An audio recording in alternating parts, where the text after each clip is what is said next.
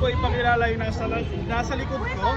So, kung makikita po ninyo, ang pangalan po niya, siya po si King Charles VI. Na kung saan siya po ang nagpakilala ng kauna-unang vaccine natin dito sa Pilipinas. Okay, before kasi, we have a global pandemic before, way back 1800s, na nagkaroon tayo ng pandemic na tinatawag nating smallpox, bulutong. Okay, wala pang lunas doon ang bulutong. Okay, kasi kung ano natin sa history, may isang uri o may isang tribe sa Amazon na nag-extinct. Ibig sabihin, naubos po yung lahi nila dahil tinamaan sila ng pandemic noon na tinatawag natin bulutong na wala ngang gamot. O naubos yung kanilang lahi. At dito kay King Charles, so dahil sa kanya na ipakilala at naidala sa Pilipinas yung pagkakaroon natin ng vaccine. So we have a previous pandemic which is what we call the COVID.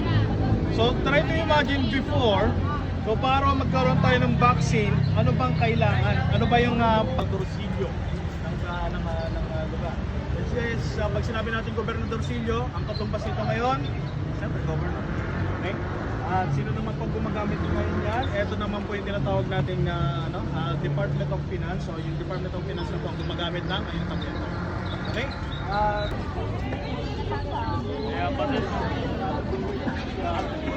Doon na lang po sa may San Agustin siguro kung sakali and konting trivia na rin guys. So eto nga po yung tinatawag nating Manila Cathedral, which is the mother of all churches. Which is gusto magparasal mo dito, meron ba? O tapos na. So magparasal ulit dito. Huwag nyo na pong tanggain. Bakit po? Hindi naman po sa fully book. Kasi sabi nga po nila, baka matulad po mga kay Sharon po nito. So karamihan.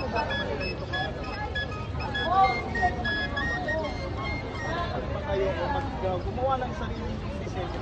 Ayon sa AI, kayo ay sa kanyang lumang itsura pa rin ang pagkakadesenyo. It is what we call the living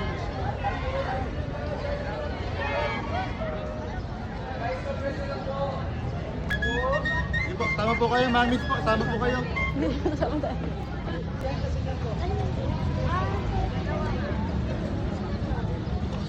Wala.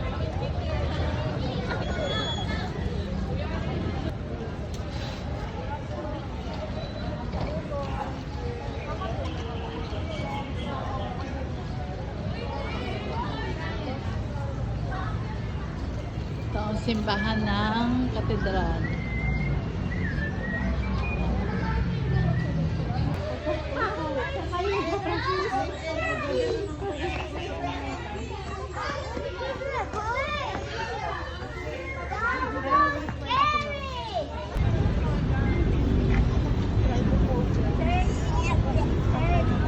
Aiden! Lalabas para doon daw kumain. Kasi yung mga kasama niya is meron silang mga baon na pack lunch for their lunch. Samantala si Dr. Rosero, dahil wala siyang pera, wala siyang pamili ng pagkain. So nagpapanggap lang siyang lumabas para bumili ng pagkain. At ang katotohanan niyan, pupunta siya sa grifong ito para uminom ng tubig para maibsan ang kanyang gutom. So, pagkatapos niyang uminom, magpapalipas ng konting oras parang kumain sa labas. Pagbalik sa kanilang kwarto, nakatindig siya na parang kumain nga sa labas, sa may restaurant sa labas. Pero ayaw niyang ipaalam sa mga kapwa niya mga Pilipino na wala na siyang pera.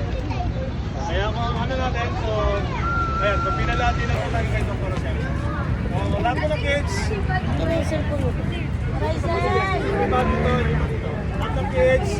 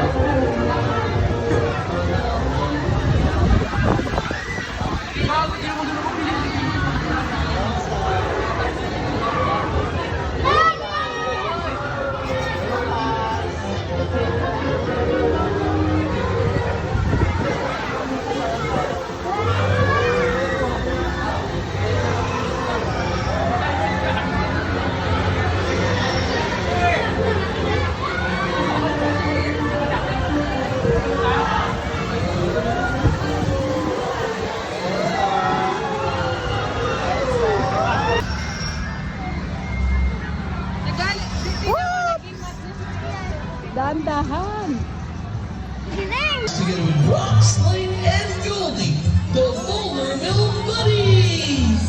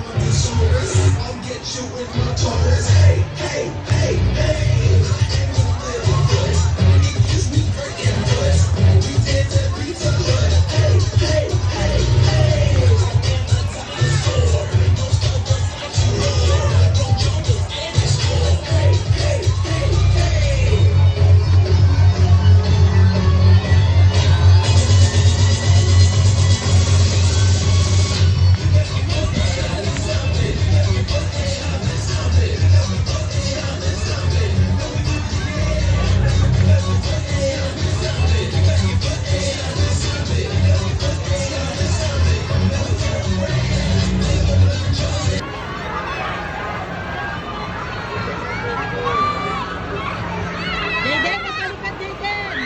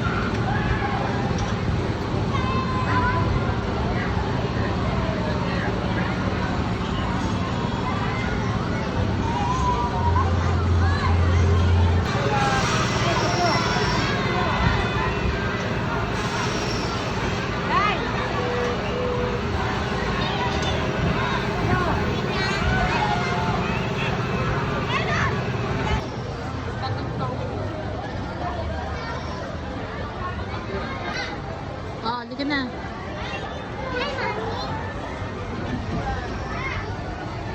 Wala na tayong coins.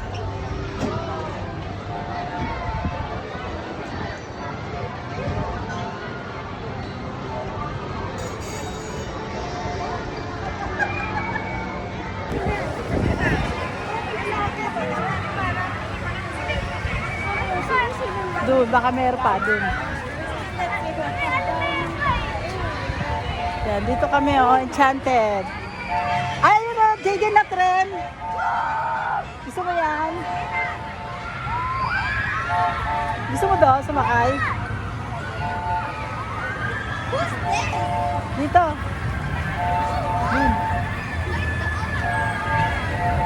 Yan, dito tayo sa Enchanted. Dito naman tayo sa train. Oh. Yan, dito naman sasakay si Jaden. Oh, ayan. Isasakay. Naman siya sasakay.